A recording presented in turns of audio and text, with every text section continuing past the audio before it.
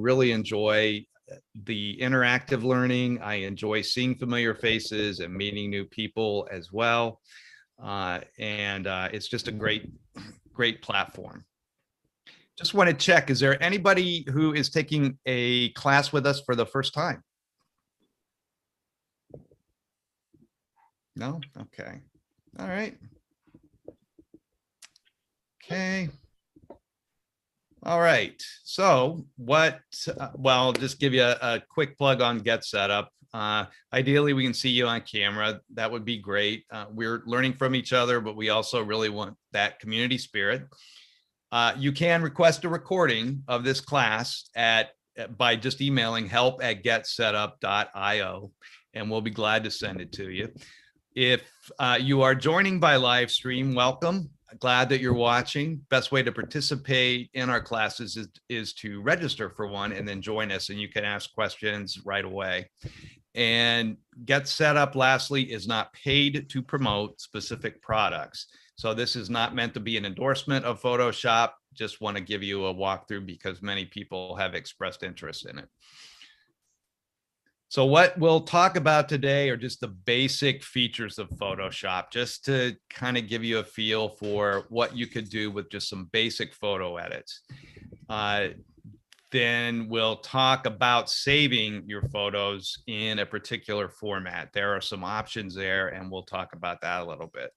If there is anything that you are interested in learning about on this topic, please feel free to drop that in the chat. Okay. All right. Okay. So what is Photoshop? I should have put a question mark there and I forgot, but Photoshop is a photo and graphics editing software created by Adobe, and it's been around since 1988. And it is now considered the industry standard for digital art. You can not only edit photos on it, you can manipulate photos in a variety of ways, and even create graphic arts from scratch on it. And it is part of the Adobe Creative Cloud. And you get to that by just going to Adobe's website, adobe.com. Their basic photo, they have several different subscription packages. So unlike the old days, you used to be able to go out and spend a few $100s to get the Photoshop software and then download it to your computer from a disk. They stopped doing that. Adobe now has everything on the cloud, so to speak. So you just do everything from their website, get to the apps that way, Photoshop being one of the apps.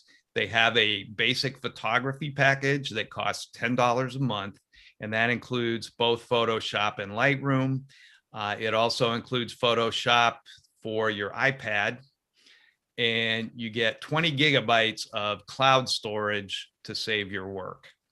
So that's all included in just that basic package. And we'll walk through the options panel. I'm going to open up a Facebook page here of my own.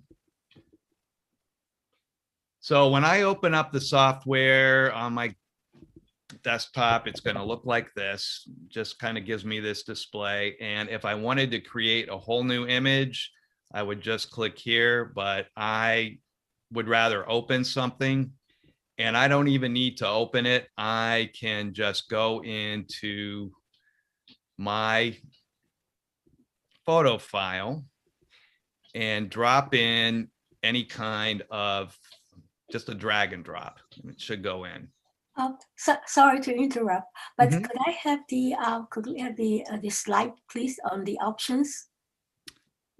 Yeah, I'm going to go over those Thank two. You. Yeah. Okay. Oh, can you have it a little bit longer, like 1 second? Oh, okay. All right. Thank you, because I don't know anything about photos. Okay. Yeah, I'm going to walk through all these. So Thank you so much. Yeah, sure. Okay, actually, when I should correct that. I'm not going to walk through all of these because some of these get really into the weeds and are going to be a little complicated. They'd be more for an advanced class, but I do want to just show you some basic tools you can use to edit a photo. So here I opened up a photo here that did not turn out well. So is there something I could do to rescue it? As you can see here, it's just way too dark. So when you go up to file, that kind of shows you just how to save it and so forth. So, or you can print it straight from here. That's the first setting here. Then you go to edit. And there are just a few things here. Although it seems like this would be the one you'd be using, it's not. The one you're going to want to use for the most part is image. If you look up here at the top of my screen, you'll see where it says image. You open that up. First thing you'll see is mode, which just basically allows you to set some, most of this you won't really have to worry about. It's down here in adjustments where some of the key functions are. So let's go down and look at brightness and contrast. I can brighten it up a little bit. If I want to increase the contrast, I can do that. So that's one option. There is another one, if I go up here, where I can just go to levels. If you see that there, and I often do this, I click on auto, and that at least gives me a good baseline to work with. So I'll go back here and show you. It's adjustments, go down to levels, and then you would click auto.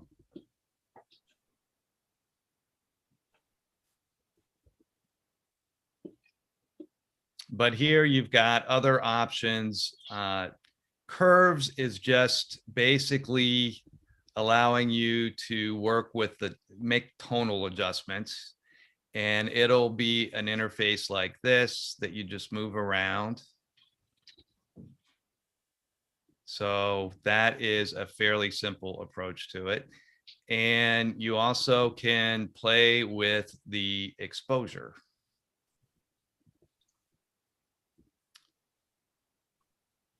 I don't do that all that often, but every now and then, just to brighten up a photo, I might try to brighten it up using the exposure, because obviously that was a photo that was underexposed.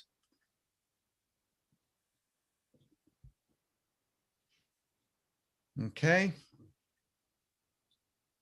So simple adjustment that fixes a photo. Everybody following that so far, or are there any questions I can answer?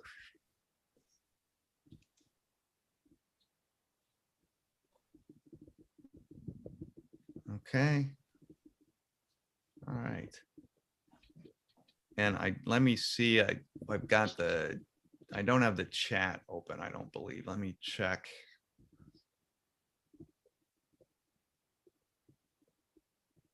Okay, stop a share for a minute. See, okay. I am going to go ahead and pop that out.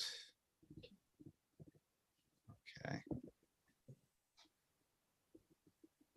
Okay. So getting back here. Other adjustments that you can try is to go to, you can just, rather than doing those adjustments, you can just do an auto tone, which would change it to this if you want. You do not have to stick with that. I also leave up here, you'll see window. There are a bunch of options here. Some of these get into the advanced mode, but if you ever want to go back, the best thing to do is to make sure that you have history on. And with history, you can just go back to right where you started or bring it back down to where you were before. I'll show you too. Also, you can have an adjustments window show up here, and that will allow you to work with exposure, vibrance, things like that. For some reason, it's just me. I like to work with it up here, but. So adjustments is really key. This is where you're going to want to be doing a lot of work. When you go down to vibrance, you have a few options here. I can just increase this a little bit, and it sharpens the photo a little bit, brings out a lot of the color. And if I want, I can even increase the saturation. So you can see, you can go overboard with that and make it look like really overdone. I don't want to do that, but maybe just a slight adjustment to the color richness, color intensity.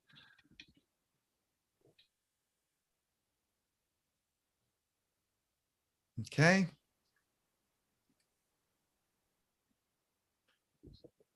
And you can go in and look at the hue and saturation, another place to play with the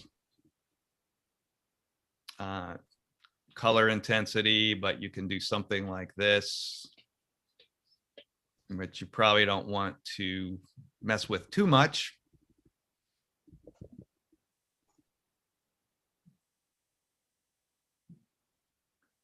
And beyond that, this gets into some pretty advanced areas, but you at least have a basic fix, an adjustment to a photo that you've taken.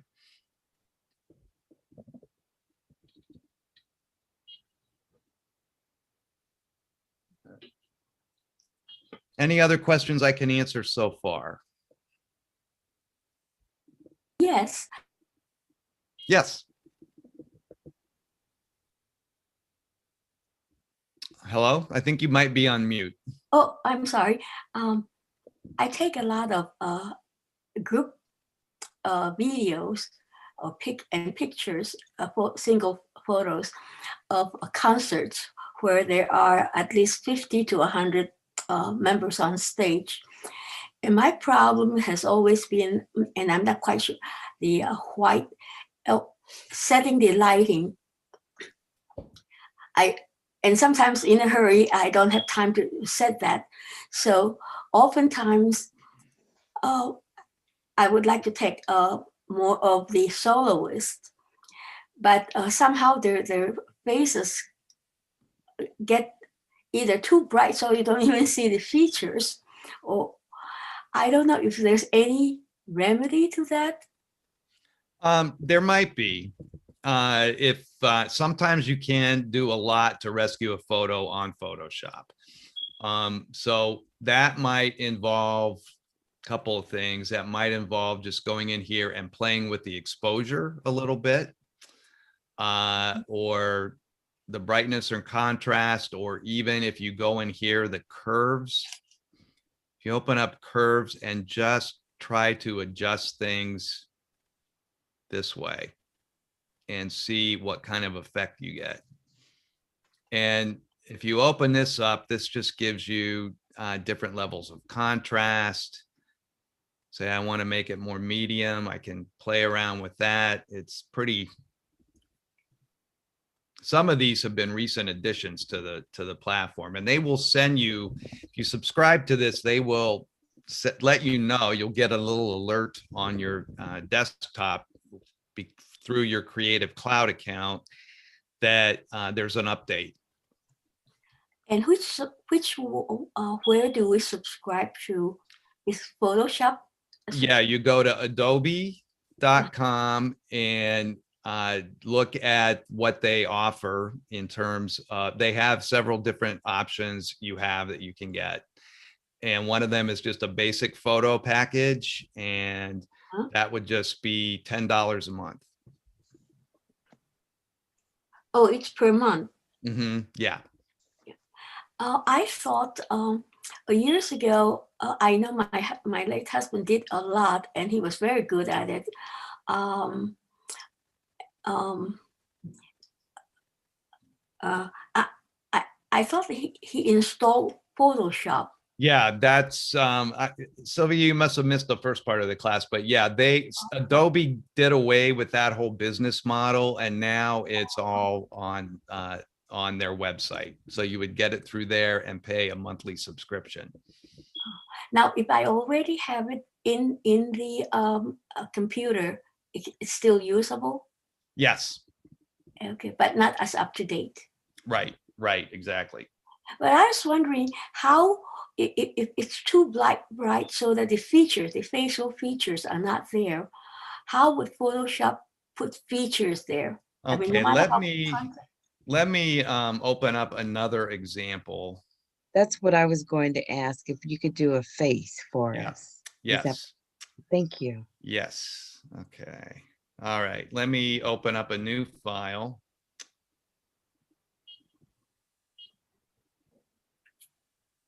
Okay. So here's a photo that I took that really, this was a photo shoot I did, and I underexposed this one. There's a lot of shade in this little garden area, and I got some others that did turn out well, but I just picked this one because this was one I botched. So if I go in here, here the face is too dark. So again, I can go in here and I can just, one option is to play with the exposure and brighten it up that way. Or I could just go in and play with the levels. So, or the, yeah, levels, I could just say auto here. That lightens it up a little more. And I can also go to curves and see what kind of adjustments I can make there.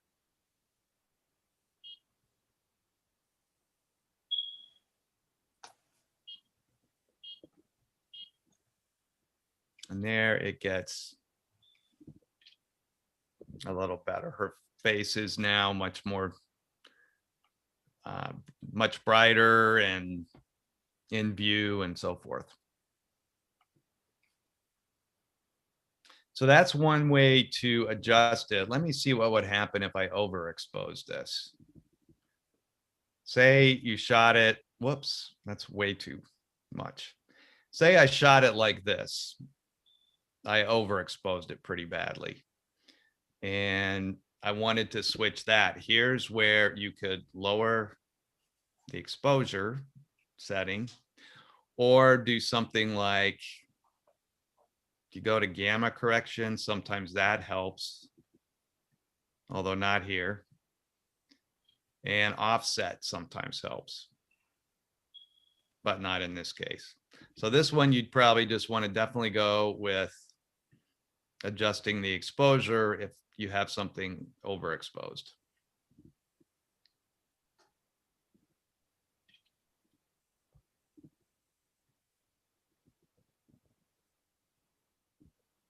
And then from there, you can do things like play with the brightness or vibrance, I mean, and a little bit of the saturation. Whatever adjustments you want to make. At this point, you become the artist, and then you can adjust the photo the way you'd like it.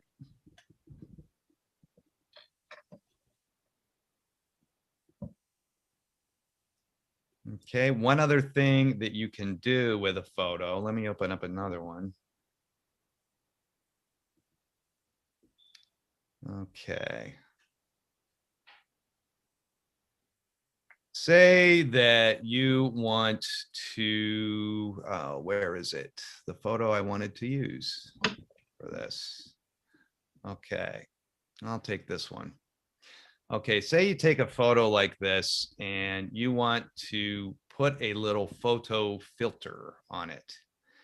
So a photo filter is just an adjustment you can make that this would be the equivalent of maybe having some kind of filter over a lens when you were taking the picture.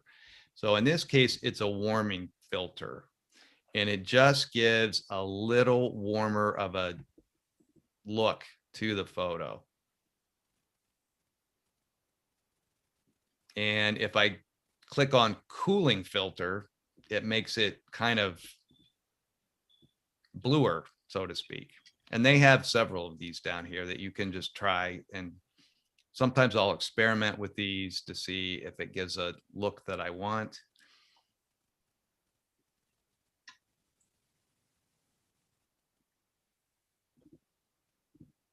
Okay. It's more difficult when you have multiple subjects because, say, for instance, the boy's face is much brighter than the Mhm. other two. Can you individually adjust each face? So there are a few tricks that you can do. One of them might be with the curves because you have a little more control over where things are lighter, and sometimes if you play around here, it might help. The other thing that is available here is if you down here at the bottom is where you open up a whole other set of tools. Let me go back here. I'm going to click right here and keep my finger on my cursor or on my mouse pad here for just a second. And I get all these tools available. I'm going to send you after class a slide of the key tools here that I'm going to be talking about. But first, before I do that, let me adjust this so it's a little more visible to you when I do make this adjustment. So I am going to darken this a little bit, or maybe play with this exposure instead. Okay. So say we've got a darker photo. That's not working either. Well, let's say we just want to lighten up the face in there. Probably the contrast would. Okay. So if we go up here and we see that her face is kind of shadowy, I can go down here to my toolbox, press on that, open it up, and I can go to the dodge tool. I've got that way big. Right up here, you have some dodge tool comes in the form of a brush. And Photoshop comes with some brushes. You want to go up here and just, you'll usually see it up here. You'll have brushes open when you hit that dodge tool. Just adjust the size you want to use and set the level. You can experiment with this, but I'm going to just go over this a little bit. Maybe a little bit more. That's too much. Yeah, cheeks. Yeah, but if I maybe just narrow in on her eyes and up here, it brings out her eyes a little bit more. I'm just fumbling here, so I would probably spend a little bit of time doing that, but it would at least make her eyes a little more visible. Oh, So same here, I can lighten this up. There is also, if you wanted to go the opposite route, say darken this face down here, that might be easier. you could go to your burn tool. This always doesn't necessarily work for faces, but I could go down here and you can see here, I've got it turned on a little too much. but the burn tool will darken places that you need to have darkened a little bit. So maybe I just want to have his little more outline in his face or something like that. That's not really ideal what I did just there, but just want to give you the idea of what that can do. Where that really comes in handy, that let me close these out. Okay, where that really comes in handy is with landscapes. And this is something that Ansel Adams used to do. Oh, As I mean, this was his shtick, actually, Yes, with sir. all those black and white photos, that he did in Yosemite National Park. And he would just, this was in the dark room, but he would actually dodge and burn his photos so that there was sharper contrast. Shadows might get darker. But say I wanted to bring these out a little bit more, maybe just these trees in the corner. I want to have them not be just silhouetted, but a little brighter. I'd go down here and I would go to my dodge tool and maybe go over them a little bit to see if I can lighten those up. Not having much luck here. Let me try a little. Still not doing it. So sometimes you may need to, you have 3 options here: highlights, mid-tone, and shadow. This is very shadowed. Maybe I want to bring these out. So I go over.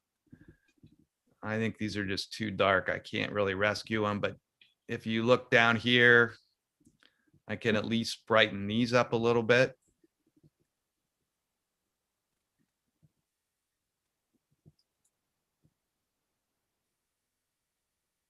If you wanted to bring the green out there. Maybe I want to brighten up the dock a little bit. Or maybe I just want to brighten up the water. I could just go over all of this.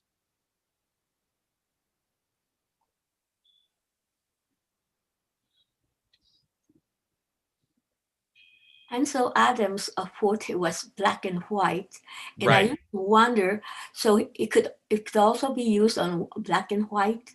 Mm-hmm. I suppose that's easier. It's a matter of just darkening and Yes. brightening. Yeah. Yeah. And adding contrast, because we were in Yosemite and all those places that he photographed, and only by accident would I get a very, very nice picture, not Yeah. even comparable to it. Yeah. Yeah. Yeah. Okay.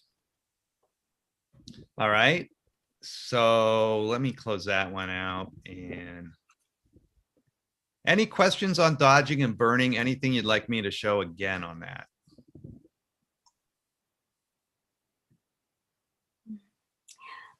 No? Okay.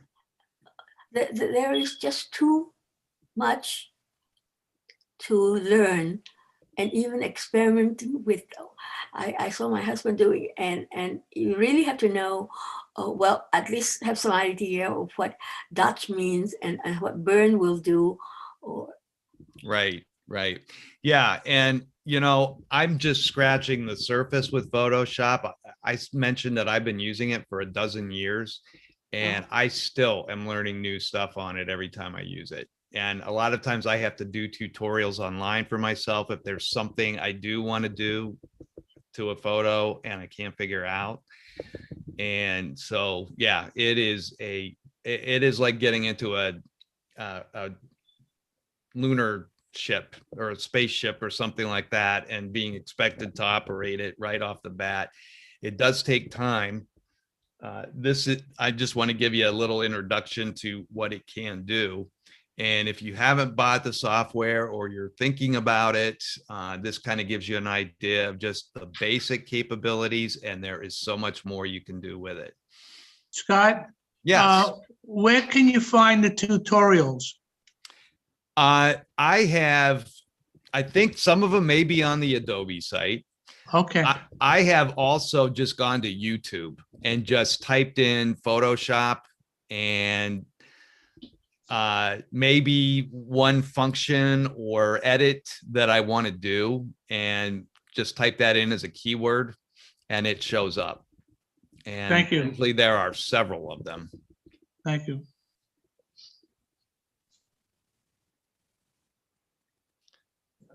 You know, here's another example of a photo that didn't really turn out all that great. I took this in Iceland, but here's one where if I play with the levels, that doesn't help. That makes it worse. This is not what I wanted to do to it. So sometimes I don't get what I need, but I can just go and play with the brightness a little bit, bring out. Oh, yeah. That Yeah. really, Yeah, so that'll improve it. right. I never saw such green in Iceland. It was mostly gray because of the volcanic. Yeah, This one is unusual. yeah, yeah. So one thing that I do want to point out about photos when you are wanting to do something beyond just keep them on your computer, if you want to print them or something like that, is to go and look at the image size. And what you'll find here, this will show me the dimensions of my photo. This is a pretty big photo. And the areas you really want to look at, this is a 17 by 11 in terms of its orientation. And that's a decent size. I could blow this up pretty big. It's 350 pixels per inch, PPI. Mhm. And that's good for print. If you've got a photo that's 350, you can get it printed and get it printed at a pretty large size and not lose any quality in terms of the resolution or anything like that. It would not be real grainy or anything. Now, say you call up something, let me find another one that, whoops, I didn't want to do that. Oh, let's see. This one I took with my iPhone. And that is probably going to be a smaller size. Okay, it's 240 pixels per inch or PPI. That's still not too bad. And that's with an iPhone. A lot of times you may find that you've got a picture that either was sent to you and you're trying to edit or something like that, that is going to be at 72. That seems to be a big default. A lot of times if you snap a picture with an iPhone or something, it's going to end up like that. 72 PPI will be okay to display on a computer screen or something like that. You can probably even get by getting a small print of it, like at CVS or something like that. Get it at 5x7 or 6x4 print, something like that. But here is, I'll tell you, when I worked in the publishing arena for a magazine, when we were collecting photos, the graphic designers would always tell us, we'd send them a picture and they say, I can't use this. It has to be 300 PPI. Right. Even the newspapers, when you send them a photo, or this was years ago, to print with a little public relations release, they would want a like an 8x11. I was thinking, why would they want that when they actually publish it? The picture is only like less than 1 inch. And Yeah. Now, So that is why. I mean, they have to have it at a certain resolution for it to produce well. And for your own purposes, not all of us are going to be publishing photos in magazines or anything like that. But if you take a photo or you've got a photo and you're editing it and you want to really enlarge it, maybe to say, a wall art or something like that. You want to enlarge it to a size where you could frame it and hang it on a wall. That's where you might want to be with those higher resolutions, like the 240 to 300 PPI.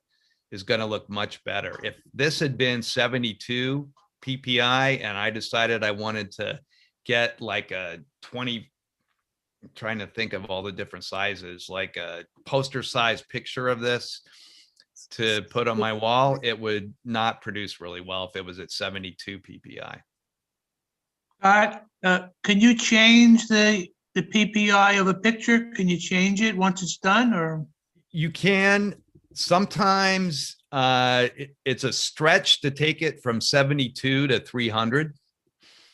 But I could easily take this, and in fact, I've done this before. I can take the image size and I could just type in 300 here. And I don't really think I'm losing any quality by doing that. So when it's that close of a difference, not a big deal. At 72, I probably would still get something would be compromised here in terms of the resolution. Things might be a little blurrier or something like that.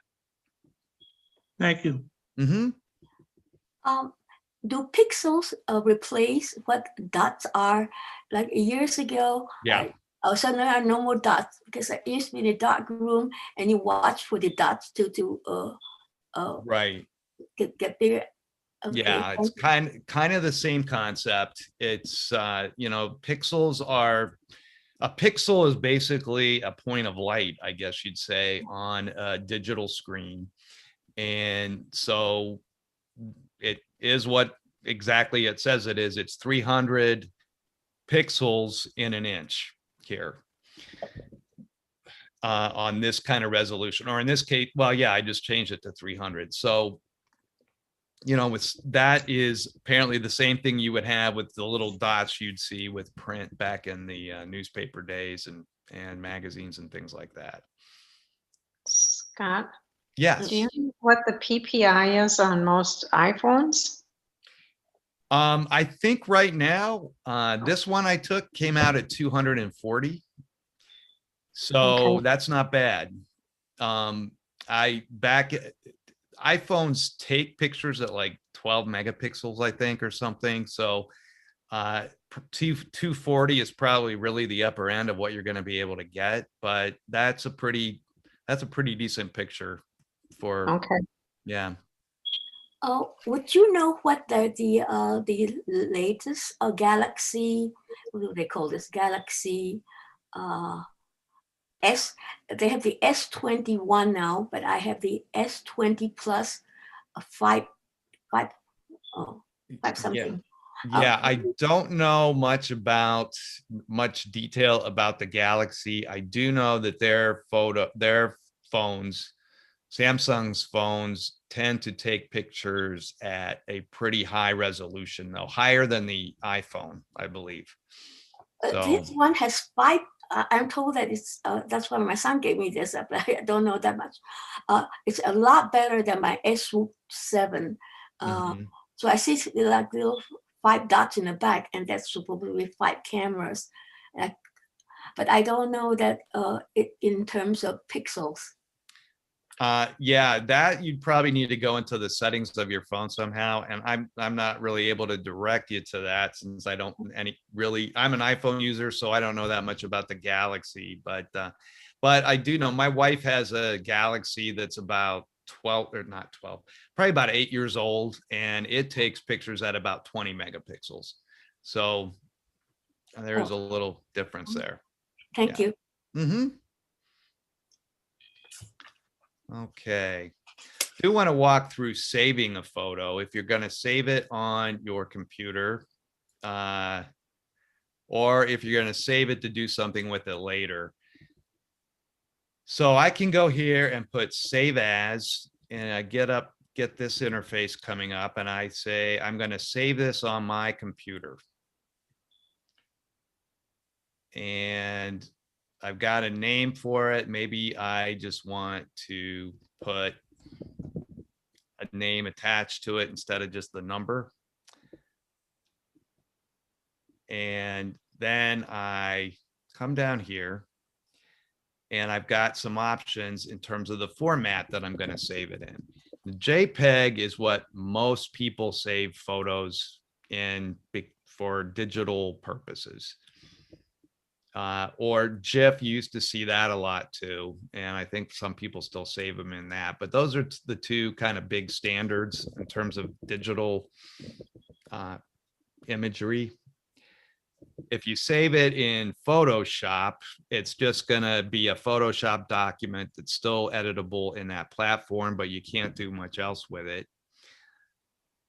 And if you go down here, PNG sometimes is popular too. You can save it in PNG format. And then TIFF, a lot of times I'll save files in TIFF if I know I'm going to print them. And when I was working in the magazine business, all of the photos we got, we converted to TIFF before we sent it out to be printed. So those are some of the formats. It'll probably default to JPEG because typically if you're taking a photo with your smartphone or with a digital camera, that's the format it's going to take it in. Higher end cameras, you might shoot it in RAW format, and this gets into a lot of camera mechanics and things like that. But for the most part, for simple everyday photography, things are going to be in JPEG format. Hey, Scott, Yes. there's a question. I'm new to genealogy, and I just have a question where I would only occasionally have old photographs I want to retain. Is there any other program that is not as complex as this that I could use? Yeah, I think Google has a free product now. The other thing, Michael, you can do is if you use any application like Google Photos or Amazon Photos, where you can have your photos backed up into a cloud, they have some pretty simple editing functions there that you can use. And I've edited pictures on those. Flickr is a website that allows you to store photos there, and they have some pretty simple editing tools on there. So that feels more like you're just getting behind the wheel of a car rather than stepping into a 747 and being expected to operate it. So yeah. All right. Thanks. Mm-hmm.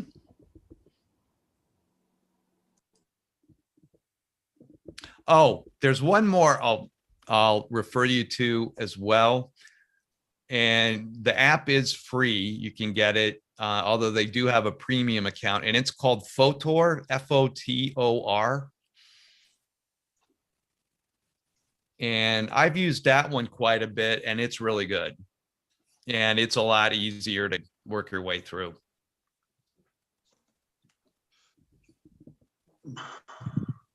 Okay.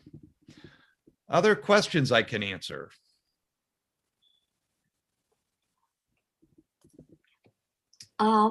Could I still use the old Photoshop? That's at least 10 years old. Yeah, there probably will not be the same number of functions on it that you would get with the latest version, but it would still be usable. Yeah. So if you're doing just some of those simple adjustments that I just did, what you've got is fine.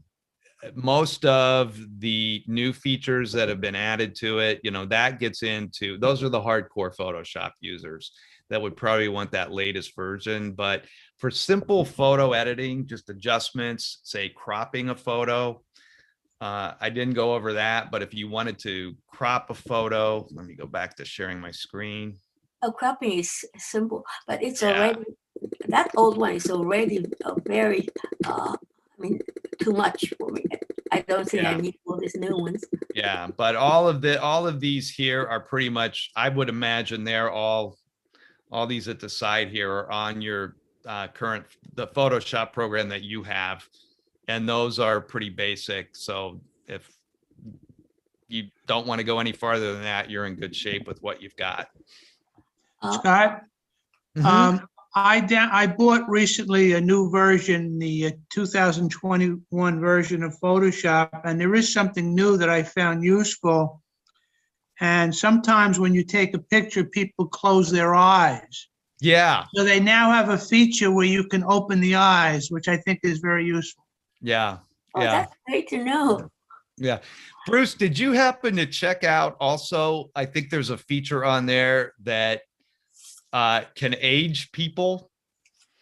I'm not sure, possibly I don't know if I saw that. Okay. Yeah, I played around a little bit with that, and you can age people. I don't and know think, if I want to know that one. yeah, I know, but I think you can. What's the word I want to use? You Oh, can. make you reverse it. Yeah, Reverse it. you can make yourself look younger, Oh, and There must that's getting into some pretty pretty hardcore editing on there that I had to fumble around with to figure out. It also, I think, can even change an expression on a face. So it could turn a frown into a smile or vice versa. So that gets pretty scary, but the police department must have this, because when they publish lost and found, like when they publish pictures of lost and found children, they would age it to say, well, they were lost at about 5, 6 years old, and they could make them look like what they will be about 20 something. Right. And I always wonder how they did that. Right. Yeah. That's a lot of the probably a lot of the technology that was developed by the Defense Department has worked its way over time into the law enforcement and then into tools like this. For You'll us, find that there's a lot of facial recognition technology that is now built into Google and Amazon for sorting your photos, things like that. So for astro photography, do you know if this is used? for what kind of photography? Taking pictures of the moon or what's it, like sun eclipse. Is Photoshop used for that? Yeah. I would imagine some people are using it to do some editing. Yeah.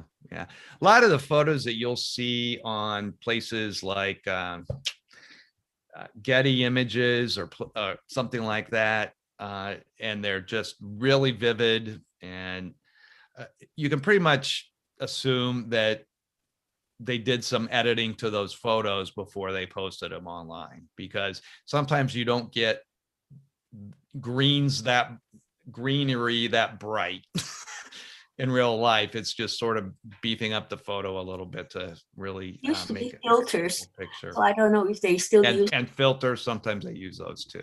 Yeah.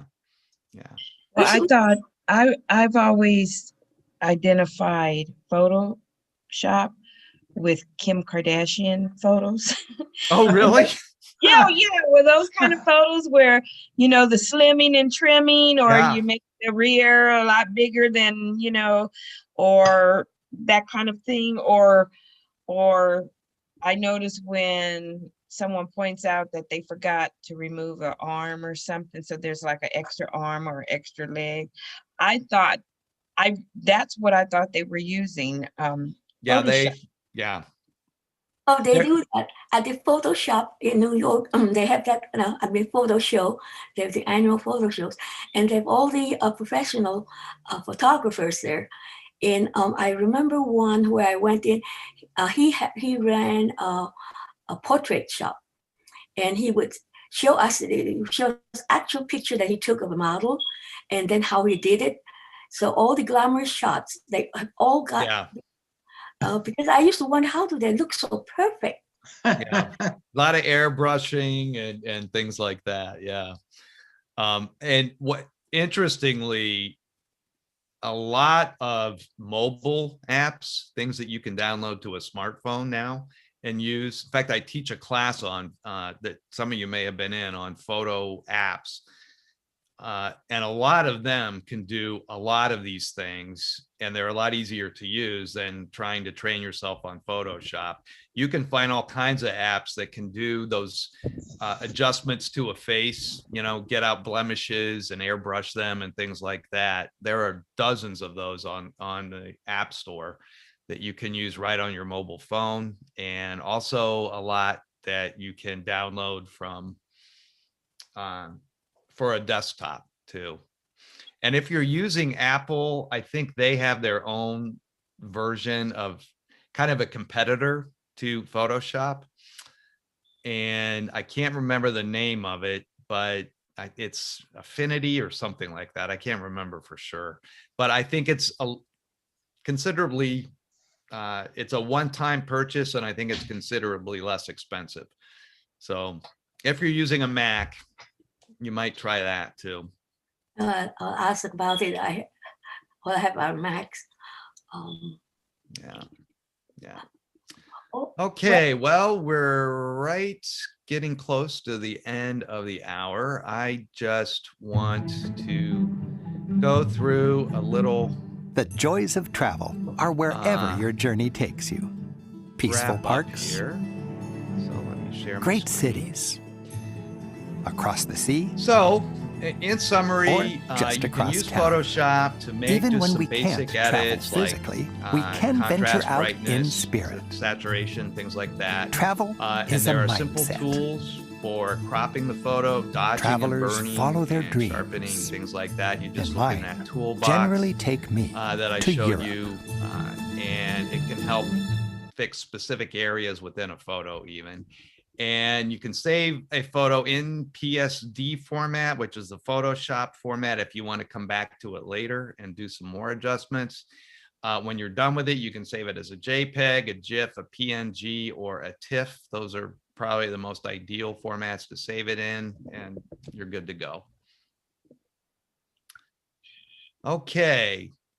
So I'd love to, if you enjoyed this class, please share the experience, and you can, whether you're sharing it on Facebook or Twitter, you can, or Instagram for that matter, you can just give us a shout out. Our hashtag is GetSetUp, and our Facebook page is @GetSetUp. I want to note that we've got some related artistic classes coming up. We have one on how to digitize analog home videos, one on an introduction to art journaling, and then a class on basic drawing, nature inspired. And my next classes, I have one coming up at 3 Eastern today, tips on better writing. I spent years as a journalist, so I thought I'd create a class that just talked about some basics on really good sentence structure and paragraphs and so forth. I also have one tomorrow on creating cards and invitations with Canva. And Canva is an online service. It's sort of like a do-it-yourself graphic design site where you can create all kinds of things, from cards to photo books to marketing material, all kinds of stuff. So I will be sending out some class notes to you afterward with a few takeaways. I'll be pointing out some of those tools that I demonstrated just to give you an idea how to, what icons to look for if you do end up playing around with this on Photoshop.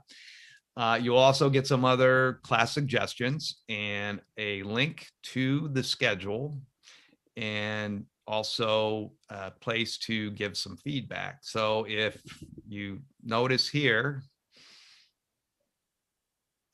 you can always not only sign up for a class,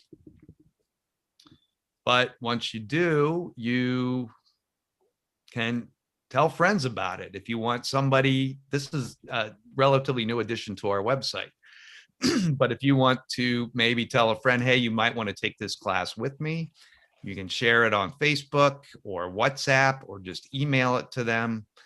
And you can always just copy the link and paste it into a email as well. And you'll also have a link to our feedback form. This is a new class, so we would really love to know what you think about it, whether it worked, whether it didn't work. It'd be really helpful to us to make sure we're delivering a good experience for you. You can rate the class and rate the guide, in this case me, on a 5-star scale, which you can raise to 5 stars or lower to 2 stars, whatever your sentiments are. And also any comments that you can add to help maybe offer us some suggestions on this class, what we might do to improve it. That would be really helpful. And lastly, down here, you can drop in a suggestion for any other type of class you'd like to see us offer. We're constantly looking for new classes to develop, and many that we develop are based on suggestions we've received from learners in the community. So fire away with those suggestions. And you can also drop us a suggestion just by emailing us at help@getsetup.io. And you can also, in addition to just spreading the word to people you know about Get Set Up, if you think they might benefit from some of our classes, you are also invited to host an interest group if you would like, or a social group or something like that. Just let us know. You can also email help@getsetup.io this way to let us know you'd be interested in hosting, say, a social hour on some hobby you're doing or some topic you'd like to discuss or something like that. And again, if you would like a recording of this session, you can email help@getsetup.io. Just be sure to identify the name of the class and the date you took it, so we're sure to send you the right one. Thank you. Okay. Well, thanks, everybody. Hope to see you again soon.